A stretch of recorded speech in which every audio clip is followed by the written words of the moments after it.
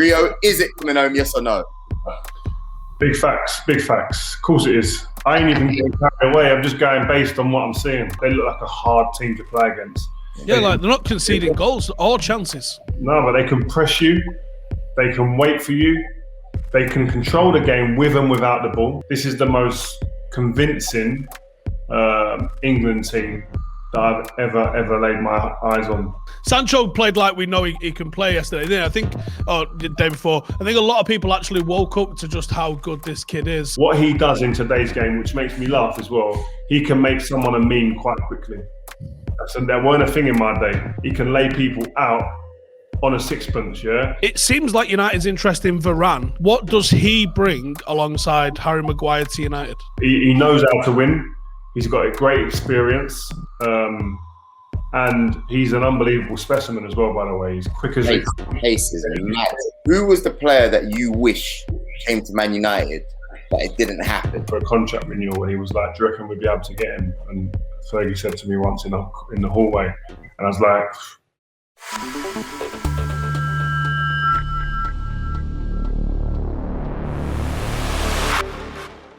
yeah. You already know the vibes. Looking in with the guys. Stephen, Rio and Joe. I got tune into 5-5. You know the vibes, you know the guys, you know the trio. You know it's Steve, you know it's Joe, you know it's Rio. Ladies and gentlemen, welcome back for another episode of Vibe with Five. We want to give a massive shout out to our sponsors, Sokin. Listen, Sokin, I know you know that it's coming home, so you're staying with us. Joe Beya here, Rio Ferdinand, Stephen Howson, and it's coming home. Rio, is it coming home, yes or no? big facts, big facts. Of course it is. I ain't even getting carried away. I'm just going based on what I'm seeing. Best team left in the tournament. Italy's best players injured, Spinazzola. The biggest threat in the tournament to us, the only team that I think could match us physically, and I feel with absolute match winners, genuine match winners. France have gone home. Spain aren't the Spain of yesteryear. I know they'll be a good team, but I fancy us to overpower them as well and beat them in all departments. And Denmark, if you could have picked a team to come and play in the semi-final, you'd be going into that game rubbing your hands and thinking, yeah, we can beat these. I don't see anyone that can get near us. And I think I said it on BBC the other day, we've got more gears. There's more left in the tank every time we play at the moment to do more. And we're just doing enough to beat these teams. And it's 4-0. The most convincing England team I have ever seen in my time. Wow. Steve, are you convinced yet? Because obviously you're anti Free Lions. Wait. You know, Anti-Free Lions? I'm just... Pessimist. You're a pessimist. No, I'm not even a pessimist. I don't view them as... It doesn't feel like my team. So I'm not anti them. I want people that I know in there to do well. And it's obviously good for football in England, of which I'm a part of. So it would be positive for a win. But it's not my team. It's like when I watch somebody else win the league or a league in another country. It's like, good for them. Doesn't affect my day. What? But you live here. It's England. Yeah, but I thought you'd have understood by now after being at United for so long. Because you know that's a proper United thing. No, but you know what it is? Because the England team weren't good then. So there's nothing bringing you to it. You want them to be good. You want them to excite you. There's always got to be a reason with the national team as to it being exciting. And I used to see the Spanish boys and they talk about what it's like in Spain. The reception they used to get going to different grounds after they'd won the Euros or won the World Cup. That feeling, man, like the whole country just takes over, but you're one of the minority that just isn't being taken over emotionally. You're not allowing yourself to be emotionally involved. I don't understand. Do you know what? You might be right that I'm not allowing myself to, but it's also, this is a genuine emotion that I have. It isn't like I'm forcing myself to not be asked. That's my real emotions with it. I like I said to you the other day, I watched Belgium, Portugal, and I was excited. I watched England, Ukraine, and I enjoyed the game. But that's not my team. The German game, was you not excited for that? Yeah. But, I mean, not as excited as Joel was. But, yeah, I enjoyed the game. And I'll say I was wrong about Southgate because putting that German team away. I thought people was really downplaying that German team in the build-up, and I was like, no, you're wrong, because this is still a really good, experienced German side. The performance against Ukraine, another clean sheet, scoring 4 goals. Even a pessimist has to go, well, that was a good performance. You can only beat what put in front of you, and they beat them. Like, they definitely beat them. So England are really warming into the tournament, keeping clean sheet after clean sheet. Scotland game was a joke. They should have absolutely wiped the floor of them, but they still qualified, so it's irrelevant. They put a Germany side away that people was disrespecting, but they really put them away. And they put in a good performance now against Ukraine. Denmark's a very winnable game, so England should find themselves in a final. I mean, Rio, you were there live experiencing it. We saw the clip of you before the Ukraine game with Shearer, the lot of them at BBC. It kind of went viral, that clip where you lot were celebrating. We saw you at Box Park. I want all these clips in, man, because it's been absolutely amazing. I want everyone to see what's been going on here. You've just enjoyed it. Raheem Sterling, Jadon Sancho, Harry Kane, I mean, Mason Mount, they were all on fire. Is it even fair to pick your favourite player on the night? That's the thing. I don't think any of them have been on fire. I don't. I think they've done well, yeah? And the strength within this team is that there isn't they don't rely on a player. The team overrides any individual, and I think that's the strength in this team, and it goes even beyond the first 11. Like, players are coming in and the standard isn't dropping. Normally what you have in a team, whether it's a Sunday league team or whether it's the teams that I played in as a professional, yeah, the starting 11 is there. Yeah. You make substitutes, and normally the level of quality of player will drop slightly. And then you go 3 or 4-0 up. People start showboating. These guys are just, at the moment, they're tuned in to be professional and just carry out all of the things that the manager is putting in play for them to do. And the standard of the football, the intensity, the management of the game, the management of the actual result doesn't change no matter who he brings on as a sub or who he changes from one game to the other. That is a strength of this team. It's not about individuals. Everyone's saying it should be Grealish, it should be Sancho, it should be Rashford, it should be Sterling, it should be Mount, etc. It don't matter. It's been proven so far in this tournament. It doesn't matter who he plays, we get the result. I'm glad you said no one's been on fire, because I've seen a lot of people going way overboard like they're known to do. Luke Shaw, Roberto, and all that There's stuff. been some solid and good performances, but yeah, I think you're right. No one's on fire. Nobody. I think there's been some decent performances, but even them, none of them have been perfect. And that's what's kind of freaky about this England performance, is that no one's really like just looked outrageously good. And the last 2 games they've made it look easy, to be honest. The team looks solid, man. It looks hard to play. That's another thing I said the other day after watching them. They look like a hard team to play against. Yeah, like they're not conceding goals or chances. No, but they can press you. They can wait for you. They can control the game with and without the ball. So I mean, what I mean by that is without the ball, they're pushing your team into areas that suit them, and then they take the ball back off you, or they come straight at you on the front foot and win the ball in your half. They're doing different sides of the game like that. And then with the ball, they're hurting teams and opening teams up more and more as the tournament goes on. This is, again, I said it on the telly the other day, this is the most convincing England team that I've ever laid my eyes on. Probably since maybe the tournament when Hodder was manager. Yeah. I mean, I hear you, and this is a vibe with 5, so I still need to be a little bit honest. I'm not as comfortable in the right back area with Kyle Walker. I see, yeah. There was a couple times during the match. Listen, I'm keeping it 100, right? I like Kyle Walker. I want him to be in the team, etc. But I think we need to wake up there a little bit, because there was a couple times there where he was missing his man. There was a bit like he was pushing on a bit too far. You can't tell me you didn't see it. Really. Yeah. No, I hear what you're saying, but like that is mad nitpicking when you've won 4-0. I get it, but like, listen, he's probably been a big part as well of the reasons why we've kept clean sheets. Without his insurance, he's the insurance policy in terms of if anything goes over the top, he can get back and put people under pressure. The Muller chance, if he is not motoring back to put him under that little bit more bit of pressure, he probably stops that. I mean, just little details like that. He probably was the one who had a couple of lapses in concentration. He'd admitted it himself in that game, but I won't be hanging up over that with him because I think he brings so much positive stuff to us. Would Fergie not look at those minute details once you've smashed, even though you've smashed the team, because you lot are serial winners. I know now you're Rio Ferdinand, the pundit, and do you know what I mean? Like, but let's not forget who you were as a player. Yeah. I think listen, Carl Walker will be the one looking at them clips and going, that ain't gonna happen again next game. Do you know what I mean? And you might get one of the coaching staff to go, listen, just tighten up on a couple of things here. You were good, don't get me wrong, but we want you perfect. We don't want a 7 out of 10 from you, we want 8 or 9.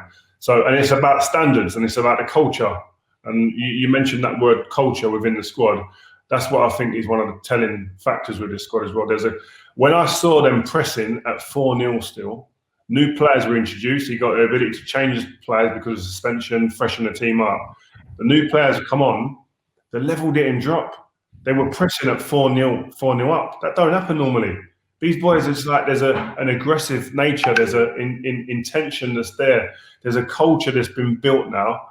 And over time, not just in this tournament, over time, the culture's been built since Moscow that this is what we're going to do and we're not going to go away from it. And that's what's going to bring success. And I think it's coming home. Did you notice the Premier League bias from Southgate? As soon as Sancho's confirmed as a United player, get on the pitch, son. Yeah, exactly. It's saying to all the young players, isn't it? So Bellingham's going to have to come to Man United if he wants to start now. Sancho played like we know he can play yesterday. I think, the day before, I think a lot of people actually woke up to just how good this kid is. I think there's been a lot of downplaying his ability because he's going to United. Do you find that? I think because most of the fans, they watch the Premier League, they don't watch the Bundesliga. And so they've not really been exposed to what he's about. They've seen him play for England where he hasn't probably hit the heights that he does for Dortmund, and they've judged him on his England games. I've seen pundits do that. And it isn't until you actually watch him, like I've watched him a lot, either in the Champions League or in the Bundesliga over the last 3 years, and he showed only glimpses in the England game the other day. Again, he wasn't outstanding in that game. He showed glimpses in that game that makes you sit and go, oh, that's different. Sancho is not your everyday regular player. He don't do everyday regular things. He brings another level and another shade of excellence and unpredictability and the ability to unease defenders. And you're going to need a lot of time doubling up on him and he'll demand that through performance, I'm sure. And what he does in today's game, which makes me laugh as well, he can make someone a meme quite quickly. That weren't a thing in my day. But he can lay people out on a sixpence, yeah? So what that does is say to a defender, I don't want to be a meme. They're thinking that now, trust me. They're going, waking up in the morning, please don't make me a meme. So what's that going to do? Defenders are going to go, I need help. He gets over here and he's on 1v1. You get across and help me. What does that do? Create space somewhere else for someone. And he's got good decision-making skills. So I'm so excited about him for England. I mean, for Man United next season, I think the Man United fans, I don't think they know exactly what they've got yet. So that's going to be good. On the transfer front, if we could just keep in mind in this vein for a minute, there's news been breaking over the last day or so. It seems like United's interest in Varane and Camavinga is real, but let's talk about Varane first. From a centre-half's perspective, what does he bring alongside Harry Maguire to United? He brings an absolute winning mentality. I think he's played in 14 finals and won 14. Jeez. So, like, there's an absolute winning mentality. That's all right, that. Yeah, that is it. He knows how to win. He's got a great experience. And he's an unbelievable specimen as well, by the way. He's quick as pace is mad. And I've been saying, alongside Maguire, he needs someone with some pace, the way that Man United play. And the way that Man United play, they need some pace. When I've seen Man United in problems and in trouble in games, a lot of the time teams have been given a bit of vote of confidence, or they've seen a chink in the armour of Man United. when they can get people 1v1 or play the ball over the defence and over the press into one of the channels, and then it's a race. And we have players quick enough to be able to do that in the centre back areas. If you get someone like him, people then start thinking, we ain't going to play the ball over the top because Varane will elite that up. So I think someone like him, and he's got he'll bring that authority, I hope, to the back line. And but even Maguire, like I was speaking about this on telly the other day. In an England shirt, you can't fault him. He comes in, he brings an authority with the way he plays. There's a conviction. Other players seem to grow when he was on the pitch and he comes in the team. He organises. He takes the ball. There's a composure that he brings to the back line. I don't say all them things with as much conviction as I do in a Man United shirt about him as I do in an England shirt. And that might be for many reasons, because the team is not as confident maybe at some points. It's not as there's not as much cohesion with the team. They don't play as well together maybe as he does with the England team. The England setup and the England actual international way of playing and style of football in a bit slower pace might suit him more as well. So there's different factors for that. But if we can get that feeling with Maguire in a Man United shirt, Man United then go on to another level again as well. And that might need a Varane to help him do that. Is he world class? Who? Varane. Yeah, he is 100%. You don't do what he's not. You said he's not. No, I'm just asking. Do you consider him world class? Yeah, you can't do what he's done for them years, winning all them things, the World Cup, the Europe, the Champions League. I think 4 times he's won it. Because United signed him and he's not world class anymore. That's how it works. That normally happens. We look at Bastian Schweinsteiger. You know what I mean? Zlatan. We bought a lot of the Cavani. We bought a lot of these big superstars when they were probably at the wrong end of the spectrum. Really, you want to get them. Listen, Varane's like, is he 28 now? 28, 29? So that's prime time. You like to think that's prime time. But at the same time, he's got a lot of miles in his legs. A lot of big games he's played. So are we getting in prime time just through scale of games? His age suggests you are, but you don't know. And we're not going to know that till he comes and plays. But are you getting someone who knows how to win? Are you getting someone that's performed at world-class level? And are you getting somebody that has been part of a culture of winning constantly? Yes. Camavinga as well. Is he ready to start, do you think? I know he's got a lot of experience for an 18-year-old and they've played nearly 100 games already at 18. Can he do that in the Prem? I've not seen enough of him, if I'm honest. I know I've seen a bit of him. I think his debut. I know a game he played against PSG, he got man of the match. Yeah, man of the match. Yeah. 16. Unreal. What talent? Obviously. Is he going to come in and affect the team right now and become a star, or is he going to be a bit like an Ahmad, who comes in £40 million but is nowhere near the starting 11 at the moment? Is that what we need, or do we need someone like, I don't know, Declan Rice, who's flying at the moment, who in an England shirt again and took it to other levels now? All knew he was a good player at West Ham, but what Declan Rice is doing in the England team right now, for his age, is a madness. And so then it comes down to, have Man United got the funds to go and get him from West Ham? What are they going to ask for, West Ham? Do you know what I mean? So, but for me, I've got to be honest, football ability, Camavinga, Rice, fantastic players. You can see the potential a mile off. But Rice brings you character. He brings you a character that is probably not in the game as much now as it was probably in my generation. Someone who is a sponge to information, wants to get better, wants to get into an environment where you could have a chance of winning constantly, is envious of his mates who are winning at other clubs. Reminds me a little bit of myself when I was his age. You want to get there and you want to get into an environment where you can go and win and have a chance to win, whether that's Man United or wherever it is. And I think he probably thinks that West Ham at the moment, as well as he's done there and as much as he loves the club and he loves the people there, especially after a Euros, I've done it after a World Cup with Leeds. I've smelt and tasted that chance of being around world-class players. I need that every week, man. I need that now. And again, the character, you can't undervalue what character is. Jordan Henderson has it at Liverpool. Some people will say, oh, he's not as good as him or he's not as good as him. But a lot of them as good as him people don't have that character to drive a dressing room. And I think Rice could grow into that. You're talking a lot about, for example, Declan Rice coming to Man United because he fits the mold and fits the character. You see it when he plays for England, not just West Ham. When you played for England, who was the player that you wish came to Man United but it didn't happen? Because you just knew, it's realistic, so it's unfair to say Steven Gerrard because that was never going to happen. But who did you reckon could have come over and who had what it took? Frank Lampard. There was a time I remember Sir Alex Ferguson asked me like, "Do you think it's possible to try and get Frank after maybe a year being there?" Oh, I was going to say there was Lampard had been booked in for a medical. I think the year we won the league, the last time we won the league, in the January. I think he ended up signing for City about a year later. No, this is well before then. This is when I went to United a year for I might have been there a year or two.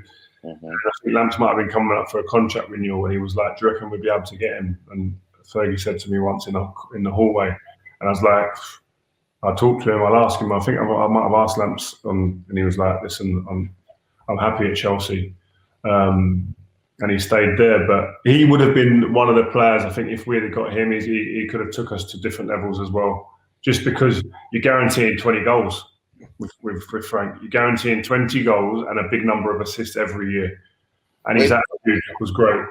Where do you get this? Where do you have these chats? For example, Fergie says, "Have a chat with him." Where are you having this chat? Are you having it in the changing room when no one's looking? And I want to know the Rooney one as well, because you've mentioned in the past that you had a chat with Rooney and his parents or whatever. I need to know if these conversations are happening. Well, I'll give you a good example of me. So I'm at the World Cup. I'm a Leeds player, but Nicky Butt at breakfast at the dining table was going, "Reed, man, like United, I know the gaffer likes you. There's rumours in the paper." He starts telling me what the good things are about there. The training's 100 mile an hour. You'd improve as a player. Great players learn off other players. Man United's a global brand, what it is around the world. Like just selling the club. It's like a salesman, really. But he's probably the main one who done that with me. Bex a little bit spoke to me about what it's like there. Bex, and obviously when I went there, I went out with Bex quite a few times, obviously because we were England teammates. But that's how it happens. And you'll have players in the tournament now who'll be saying to certain players, "Listen, the boss fancies you, the boss likes you."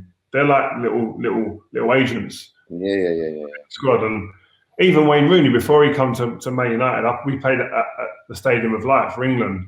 And I remember leaving after he was unbelievable in training, he was unbelievable in the game. And as we were upstairs, his family were on a table, and on my way out, I walked past the table and said, "Make sure he comes to Man United, yeah? We're going to get a deal done, yeah? He's going to come to Man United, yeah? We're going to do that." Cool. So, and they laughed, obviously, but like, you want the best players. It's like playing FIFA at home, do you know what I mean, on your own. You want the best players to come to your club. So you put the rules in motion if you can. Fair play. Steve? I'm just thinking there's loads of what are asking me, but I know that the things that what are asking me are going to get him in trouble. So I'm trying to think of a way to phrase these without getting him in the shit. Because I know the amount of journalists that watch this podcast as it is already are sitting there like, we see him in sharing the news, journalists. We love it. Keep posting the stuff. We love it. You fans, everyone, just keep posting and commenting. Go on, Steve. I'm trying to think something like, without naming a particular player, was there anyone that was like quite close to coming? That fell through last minute that maybe the public's not aware of? Thiago. Before Thiago left Barcelona. How is it? Yeah, he called me. He was booked in for a medical as well at the Bridgewater. How do you keep getting these booked in for medical things going on? Maybe my mate takes people's blood. Yeah, no, I don't understand that one. But he's one that got to that point, so I don't know how he was booked in. But he speaks fluent in English, and we played against Barcelona in the States on tour, and he was unreal. He played in the number 10, and I think he scored a worldie. So we knew about him anyway. And then a few years, obviously loads of years later, Moyes was manager, and I don't speak to Thiago, I don't know him, but David De Gea gave him my number and said so he rang me and said "Rio, I'd love to come to Man United. Can you speak to someone?" And I was why didn't they let the head do it? Is it because you was the man with the influence, yeah? Is that what it was? I'm Agent 30, innit? They know that. Oh, speaking of which, did you send that text last week or what? With the lyrics. So, hey, did you send that text last week or what? Of course. So, right. Did we get a reply? I don't want to speak about it. But, Go on, yeah. But then he said to me, "Listen, I'd like the opportunity to come to Man United. Is anybody I could speak to, or you could speak to for me, just to see the interest?" So I spoke to the people at the club, Moyes and who else I speak? It might be Dave Ed Woodward. Anyway, so I mentioned it. No, we're already down the line with a couple of other signings. It's fine. He was given, I think, 24 hours, Thiago. 24 hours to make a decision. He ended up ringing me the next morning again and said, "Listen, I've slept on it, and can you let me know? Like, I feel Man United, what's going on?" And then I asked again, and then he said, "I've got 24 hours to make a decision. So otherwise, Pep won't take me to Bayern Munich." He ended up going to Bayern Munich, and the rest is history. But what a guy! Great guy. Oh man, that's amazing.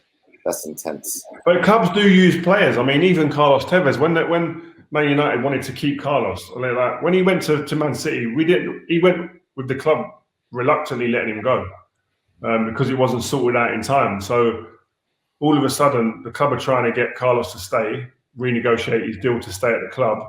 But I think he'd gone past that for Carlos. He expected things to be sorted out before, so he felt a bit disrespected. So he was never going to change his mind. But the club, I spoke to David Gill and he said, "Rio, you know his agent Kia. You speak to him and you speak to Carlos. Can you speak to him?" I was in Morocco on holiday, so I'm on my holiday on my sun lounger thinking, right, I'm having to do like agents work here. So I rang. You getting paid extra for all of this? Or is this I should have. I got a commission.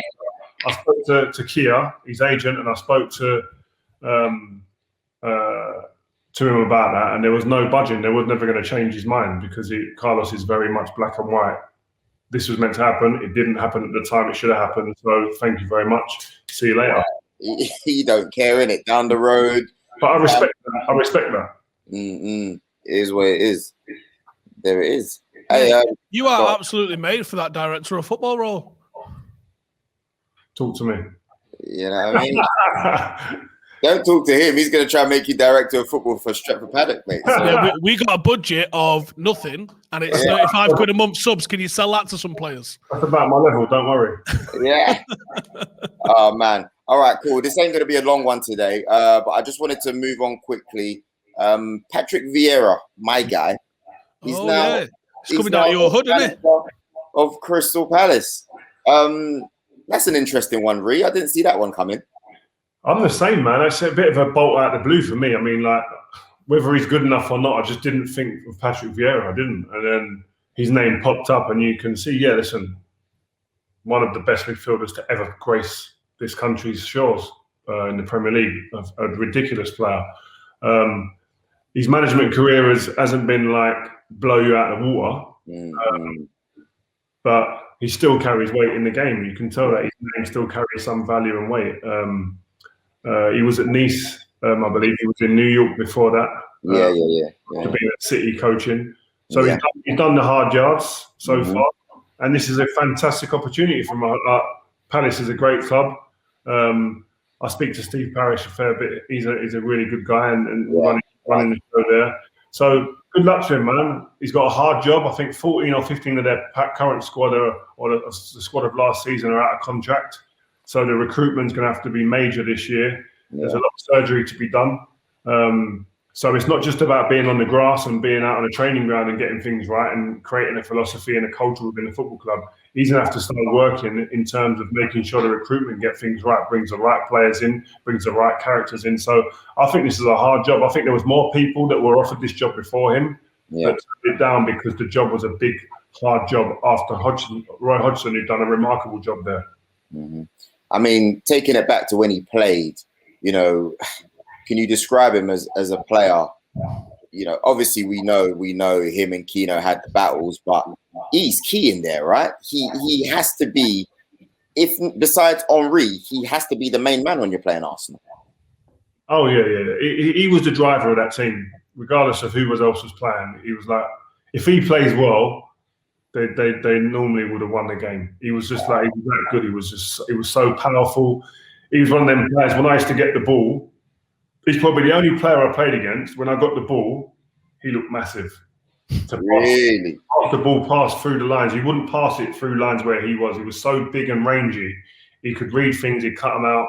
He was a great player. And let alone when he had the ball, when he opened up them big legs and started galloping forward. And then he had that beautiful way to pass. He could shoot. He could do it all. And he had the personality and character as well. Mm-hmm. I think the best compliment you can give him is that you have to be formidable to be put ahead or head to head with Roy Keane. True. You don't get Keane and Vieira if it's not a fight. And it was a fight. So I think the greatest compliment you can pay him is he was on the level of Roy Keane, and that there's not a lot of people on that level. And can I just go back to a thing as well, because I want to highlight it. You might have to chop this up after, but just to add as well, we're all talking about Harry Maguire. I think John Stones isn't getting the probably press coverage that he deserves. He has been solid throughout. There's no other word to say about him. His concentration levels have been unreal. He got questioned coming into this in an England shirt, not a City shirt, in an England shirt. And he has been nothing but really, really top drawer for me. I think without him, they're not as solid as well. I think that him and Maguire, when Maguire was out of the team and Tyrone Mings came in as an understudy, done remarkably well, both of them. While Maguire's come in, his levels just stayed there. And he has to take huge credit for these clean sheets as well. It's true. Pickford as well, right? I mean, Pickford looked comfortable in an England shirt. We ain't had anything, ain't no scares. He's commanding the back line as well when things weren't happening his way. I thought it was impressive because you ain't shouting at slouches here. Do you know what I mean? You're shouting at champions, and he's not fazed by anyone. So I think we got to give him a big shout out as well. Yeah, definitely. They all deserve a shout out at the moment. They're all doing well, man. Exactly. What do you reckon the final's going to shake out to be? Hell of a semi-final on the other side. Obviously, England versus Denmark. Denmark have been flying. I mean, they've got the Christian Eriksen support. They became everyone's second team after that. But have they got enough quality? I think they've got a strong spine, but have they got enough quality in the rest of the team to be able to beat England? No. This is where it ends for them. Sorry. They've had a great run. So it's England, and who's on the other side then? Who's joining us? I can't work it out. Losing Spinazzola, which was their main source of creativity, is a huge blow. I don't know, man. I can't call that game. I'll be honest. I can't call that one. So England are waiting for someone. I still say Italy because when I look at Spain, none of their players have been extremely impressive, and even beating Switzerland, they had to go to extra time to do that. Do you know what I mean? The thing is with the way Spain play, they're gonna look boring against minnows that low block them. Whereas if they play a team that actually goes for them, but I can't work out whether Italy are going to go for them or play on the back foot against them, and that's where I think this game is going to be won and lost. That's the really interesting game. I think is going to be how both of those teams set up in this game. Can I just say one thing about both of them teams, Italy and Spain? England beat them both. Oh my God! Comfortably, with more reserves in the tank. Trust me. See, earlier on, Rio was just like, yeah, some people go over the top, but I've never seen someone who goes more over the top than Rio Ferdinand. But it's cool. I'm with you on this one. This ain't the United ones that you do where I'm like, yeah, whatever. This one, I am with you. We're winning Another thing that to finish off, I came in this tournament hoping. As the tournament's gone on, I believe. Come on. Listen, before we go, can I get a prediction for the semis? Because we all know what we think in the final, but the semis, what's going down? England 2-0, and I'm going to go for a score draw in the other game, Italy versus Spain, and Italy to win on penalties. Howson? I think that's probably not far off. I wouldn't actually be surprised with a 0-0 in the other game. I think they might cancel each other out a little bit. I couldn't call penalties, though. I couldn't predict who's going to win on penalties. So someone on penalties, I think. And I actually think England are going to score twice again, but I do think that there'll be a bit of a shaky moment. Semi-final, maybe someone's got a bit of nerves, and I think it'll be 2-1, and everyone's going to shit it a little bit ahead of the final. I see it being smooth. I say 2-0. We ain't doing another one of these before the final, though. The next time we do this, England might be European champions. That's the next time we do this, England would have lifted the trophy. It would have been party time in the country. We'll probably be coming on here with hangovers. I was going to say, are you even going to be going on before that? I will probably just roll straight on air. So just be ready for me to roll straight onto Vibe. That might be worth the admission fee alone. Say no more. Steve, so you're saying 2-0 England, no, 2-1 England and Italy, Spain? I don't know. Can't call it. I think it's going to go to penalties. Just to be different, because I think both of you are choosing Italy. I'll say I think Spain are going to cause Italy problems. Whether they've got enough to get through, I don't know. But I'll just say Spain just to be different. Right, because I'd rather play Spain in the final, that's for sure. No, I would rather play Italy. Really? What? Experience? Just Spain, a team, I think that they could hurt, like they could just take the ball off us and keep the ball for long periods. Yeah, Germany did Germany did take the ball off England and cause a lot of problems. England, I don't want to say lucky because they weren't lucky, but they was in a lot closer game than people really want to admit, I think, against Germany. They would have the ball a lot more than what we've experienced in this tournament, and I don't want that. Whereas I think Italy, we'd have chances to win the ball earlier, and I think we could hurt them a bit more. Listen, man, we agree to disagree. I say England 2-0 against Denmark.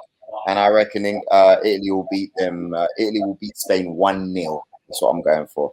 All right. We'll see you back here Monday and see what happens. Back here Monday. Guys, thank you very much for watching. Massive shout out to Sokin, our sponsors. Let us know in the comments what you think. What's the score predictions going to be? Myself, Joe Beya, Rio Ferdinand, Stephen Howson. We'll be back next week. We'll see you soon. Champion! Right, see you on Monday, boys. All right, in a bit.